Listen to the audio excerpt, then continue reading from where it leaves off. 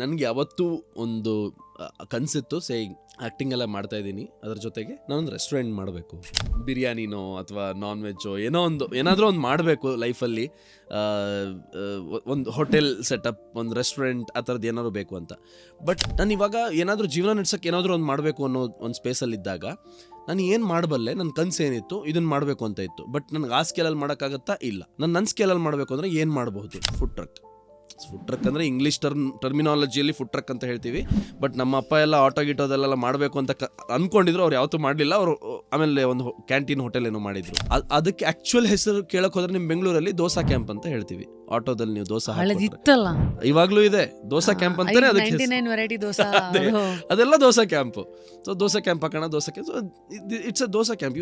You are a street vendor, you sell dosas idlis on the street. It doesn't matter. ನಾಳೆ ಅಲ್ಲಿ ಯಾರೋ ಬಂದು ಹೇಳ್ತಾನೆ ಇದು ಮಾಡ್ತಿದ್ಯಾ ಅದು ಮಾಡ್ತಿದ್ಯಾ ಅಂತ. ಸಿ ಆಫ್ಟರ್ ಅ ಪಾಯಿಂಟ್ ಅಂದರೆ ಇಲ್ಲಿ ಯಾವುದು ಮ್ಯಾಟ್ರ್ ಆಗಲ್ಲ.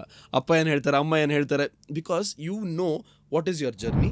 ನಾನು ಏನಕ್ಕೆ ಈ ನಿರ್ಧಾರ ತೊಗೊಂಡಿದ್ದೀನಿ, ಇಲ್ಲಿಂದ ನಾನು ನನ್ನ ಜೀವನ ಎಲ್ಲಿ ಹೋಗೋದನ್ನು ನೋಡ್ತಾ ಇದ್ದೀನಿ, ಯಾಕೆ ಈ ಜರ್ನಿ ಬೇಕು ನನಗೆ, ಈಗ ನಾನು ಇರೋ ಸಿಚುವೇಶನ್ಗೆ ಇದು ಯಾಕೆ, ವೈ ಇಸ್ ದಿಸ್ ಇಂಪಾರ್ಟೆಂಟ್. ಸರಿ, ಆ ಅಸೆಸ್ಮೆಂಟ್ ನನಗಿದೆ. ಆ ಅಸೆಸ್ಮೆಂಟನ್ನು ನಾನು ನಿಮ್ಗೆ ಹೇಳಿದ್ರೆ ಹುಚ್ಚಿನ ಕನ್ಸ್ಗುರು, ಇವ್ನು ಯಾರು, ಇದನ್ನೆಲ್ಲ ಯಾಕೆ ಹೇಳ್ತಿದ್ದಾನೆ, ಇವ್ನಿಗಲ್ಲಿ ಸೀರಿಯಲಲ್ಲಿ ಆಪರ್ಚುನಿಟಿ ಇದೆ, ಅಲ್ಲಿ ಹೋಗಿ ಆ್ಯಕ್ಟ್ ಮಾಡ್ಬೋದು, ಇನ್ನೊಂದು ಯಾವುದೋ ಕಡೆ ಏನಾದರೂ ಒಂದು ನೋಡ್ಬೋದು. ಅದನ್ನು ಬಿಟ್ಟು ಇಲ್ಲೇನೋ ಇಡ್ಲಿ ದೋಸೆ ಮಾಡ್ತೀನಿ ಅಂತ ರಸ್ತೆಗೆ ಬಂದಿದ್ದಾನಲ್ಲ ಇವನು. ನಾನೀಗ ಕುತ್ಕೊಂಡು ನಿಮಗೆ ನಾನು ಯಾಕೆ ಇಡ್ಲಿ ದೋಸೆ ಮಾಡ್ತಾ ಇದ್ದೀನಿ ಅಂತ ನಿಮಗೆ ಎಕ್ಸ್ಪ್ಲೈನ್ ಮಾಡೋಕೆ ಹೋದರೆ ನನ್ನ ಟೈಮ್ ಎನರ್ಜಿ ವೇಸ್ಟು. ಯಾಕಂದ್ರೆ ನಿಮ್ಗೆ ಅದು ಅರ್ಥ ಆಗಲ್ಲ.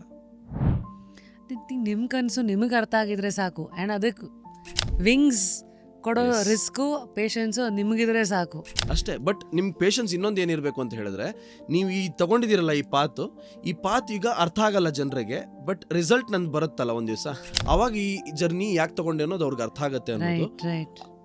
ಆ ಪೇಷನ್ಸ್ ನಿಮ್ಮಲ್ಲಿ ಇರಬೇಕು, ಇಲ್ಲಾಂದ್ರೆ ಸ್ಟ್ರೆಸ್ ಆಗಿಬಿಡುತ್ತೆ. ಯಾಕಂದ್ರೆ ಆ ದಾರಿನಲ್ಲಿ ನೀವು ಒಂಟಿ ಆಗಿರ್ತೀರ ಅಲ್ಲಿವರೆಗೂ. ಡೆಫಿನೆಟ್ಲಿ.